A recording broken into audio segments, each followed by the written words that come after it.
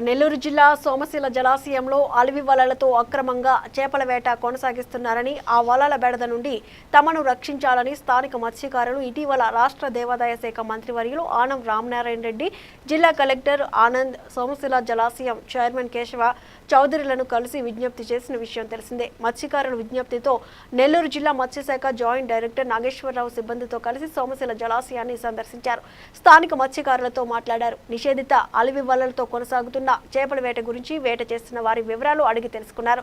అనంతరం జలాశయం లోపల ప్రాంతంలో బోటుపై వెళ్లి పరిశీలించారు. నదిలో బోటులో ప్రయాణిస్తున్న కొందరు మత్స్యకారులను అలివి వలల గురించి, వారి చేపల వేట గురించి అడిగి తెలుసుకున్నారు.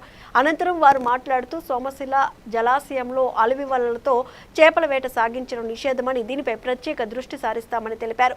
ఎవరైనా జలాశయంలో అలివి వలలతో చేపల వేట సాగిస్తే వారిపై కేసులు నమోదు చేసి కఠిన చర్యలు చేపడతామని తెలిపారు. ఈ యొక్క గ్రామంలో వచ్చేసి ఈరోజు మత్స్యకారులతో పాటు ఈ ఆఫీషియల్స్ అంటే జేడీ ఫిషరీస్, మైసెల్ఫ్, తర్వాత మా విలేజ్ ఫిషరీస్ అసిస్టెంట్ డైరెక్టర్స్ అందరూ కలిసేసి ఇది ఒక అలివి వలలు ఎక్కడుండవో చూస్తామని రిజర్వాయర్లోకి వెళ్ళడం జరిగింది. వివరాలు చూస్తే కన్నా ప్రస్తుత పరిస్థితుల్లో రిజర్వాయర్లో ఈ యొక్క మన నెల్లూరు ప్రాంతం వరకు అలివి వలలు ఎక్కడ లేదని తెలిసింది. ఏది ఏమైనప్పటికీ మత్స్యకారులు మాత్రము రెగ్యులర్గా మన నెల్లూరు ప్రాంతంలో కూడా వాడుతున్నారన్నారు తెలుస్తుంది. కాబట్టి ఇక్కడ పరిస్థితులు చూస్తే కన్నా అలివి వలలు కూడా వాడుతున్నారని మనకు వినికిడి వస్తుంది. కాబట్టి ఎవరే కానీ మత్స్యకారులు ఎవరైతే చేపల వేట చేసి జీవనాధారం చేస్తున్నారో వాళ్ళు గిల్ నెట్స్ వాడుకొని దాదాపు 20 కేజీల నుంచి 50 కేజీల వరకు ఎవరైనా పట్టుకోవడానికి వలలు వేసుకొని పట్టుకోవచ్చు. కానీ అలివి వలలు వాడడం అనేది మనకు అందరికీ తెలిసిన విషయమే. రిజర్వాయర్లందు నిషేధం చేసిన జరిగింది. ఈ నిషేధం విధించిన అలివి వలను ఎవరైనా వాడితే గాన మత్స్యకారులపైన కఠిన చర్యలు తీసుకుంటాము.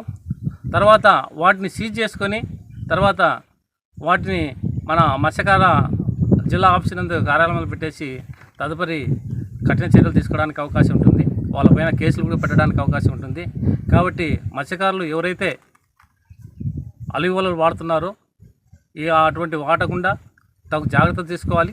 తర్వాత ఎవరైనా మత్స్యకారులు మీరు ఏదైనా ఉంటే కన్నా మాకు ఈ విషయం తెలిసిన వెంటనే మేము కూడా రెగ్యులర్గా ఇక నుంచి ఈ యొక్క ఎండాకాలంలో ఎక్కువగా అలివి వలలు వాడుతుంటారు.